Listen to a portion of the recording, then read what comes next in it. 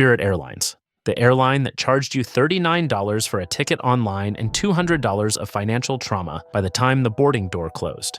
Spirit wasn't just some cheap airline with seats designed by someone who hated knees.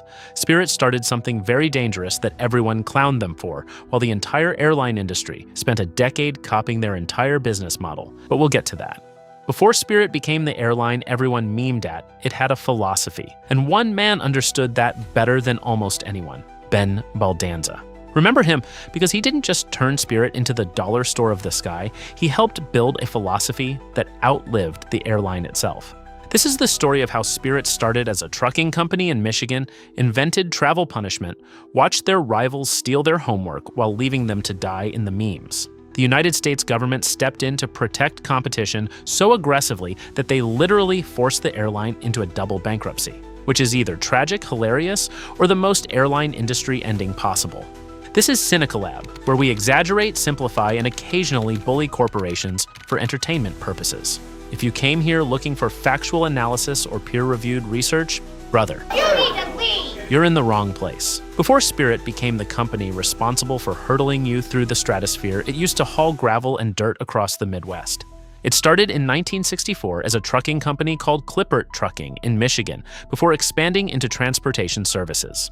By the early 1980s, the company was operating vacation packages under the name Charter One, helping people escape to places like Las Vegas, Atlantic City, and the Bahamas long before airport trauma became a subscription service.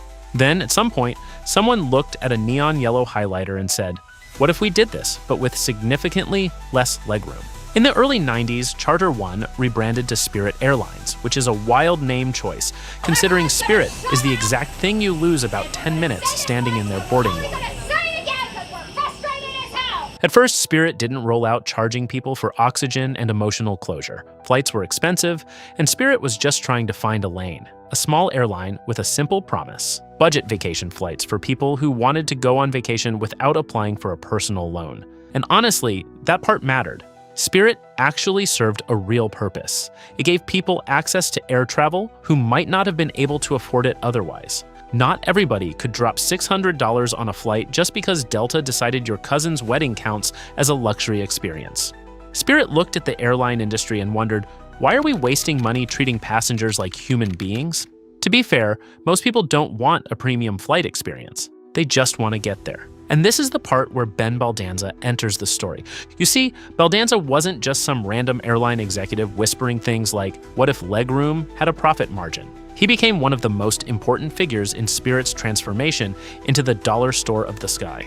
If Spirit was already cheap, Baldanza was the guy who turned cheap into a philosophy. He slid into the board meeting like, what if we just sold the part where the plane technically arrives? Bro's pitch was simple: strip away every element of human comfort, break it into pieces, and sell it back to you like a DLC. And in a weird way, he had a point. Airlines love saying things are included, but nothing is actually free. The bag, seat selection, snacks, and overhead bin space are all baked into the ticket price whether you use it or not. Spirit made bare fare look suspiciously cheap and let the customer decide how much dignity they wanted to buy back.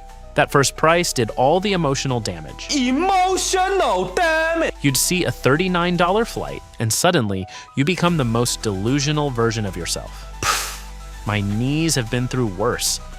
I don't need a carry-on. I'll just pack light.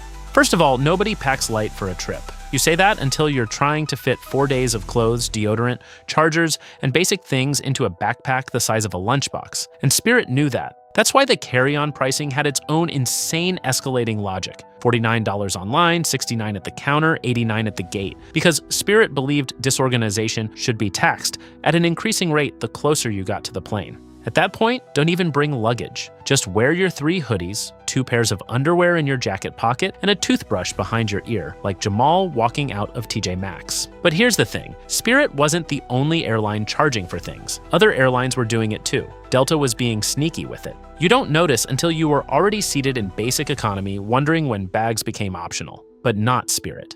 Spirit was brutally honest and transparent, including charging you a fee for printing your boarding pass. Imagine being charged for printing a document that already exists on your phone in an era where paper is a historical artifact. By By the time you finished adding little things to your ticket and choosing which stranger you'd spend 4 hours next to, that cheap ticket had evolved into a full-price flight wearing a fake mustache. And that, my friend, was the trap.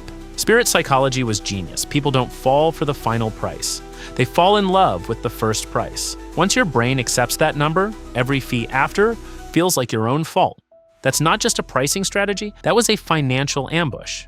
And the worst part is, the rest of the airline industry was watching. Here's where the story stops being funny and starts being genuinely criminal, except it was completely legal, which is somehow worse. For years, everybody treated Spirit like the villain of air travel. People loved acting like Spirit was the little freak show. Legacy Airlines acted like Spirit had personally ruined the flying experience for everyone. But here's the uncomfortable truth. Remember Baldanza's philosophy? It was working. The model was ugly, but it was profitable enough to make the rest of the industry stop laughing and start taking notes. Because while Delta, United, and American were publicly acting disgusted, behind closed doors they were copying the homework. In the 2000s, Delta launched their own version of innovation. United followed, American followed.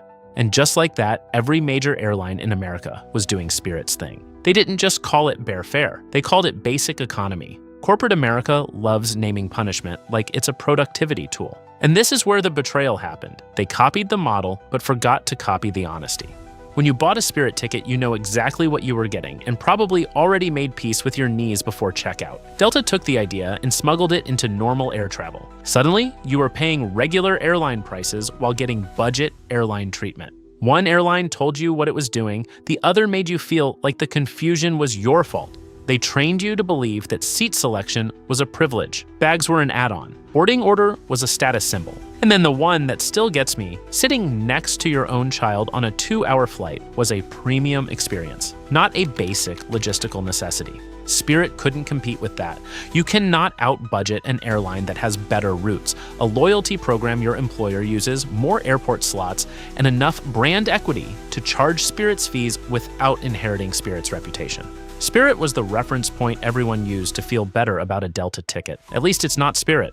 That sentence alone carried half the industry. Spirit invented the ugly version, took backlash for it, and watched the incumbents absorb the profitable parts while leaving them with the memes.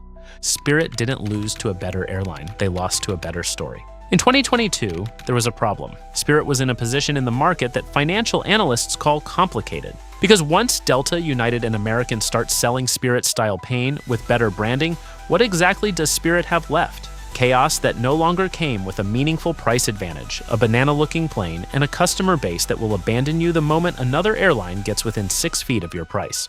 So Spirit needed a way out. Enter Frontier. Frontier and Spirit were practically cousins. Same low-cost energy, same fee-heavy model, same your spines are not our department philosophy. And honestly, this merger actually made sense. A Frontier-Spirit merger would have created a bigger, ultra-low-cost airline with more routes, more scale, and a better chance of surviving against the legacy giants.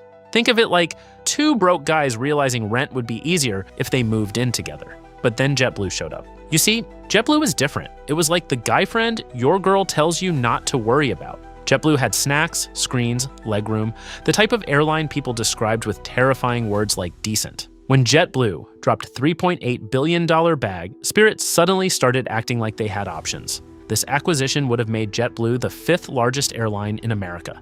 This wasn't just a merger anymore, this was a rescue fantasy. JetBlue was trying to buy Spirit with the same confidence I have after matching with an OnlyFans model, genuinely believing I can change her. So the government stepped in and said no. More specifically, the Justice Department sued and a judge blocked the deal. The DOJ argued that absorbing Spirit would eliminate a major low competitor, likely raising fare prices, which on paper it made sense. Spirit was important. Even if you never flew Spirit, Spirit just existing pressured other airlines to keep prices lower. So the government blocked the merger to protect low-cost competition, while the low-cost competitor collapsed in real time. Let that sink in. The DOJ protected competition so effectively that the competitor ceased to exist. 10 months after the deal died, Frontier had moved on, JetBlue had moved on, and the airline that spent 20 years charging people extra for a carry-on couldn't carry its own baggage. Spirit filed for Chapter 11 in November 2024. So is Spirit dead? Technically yes, and no.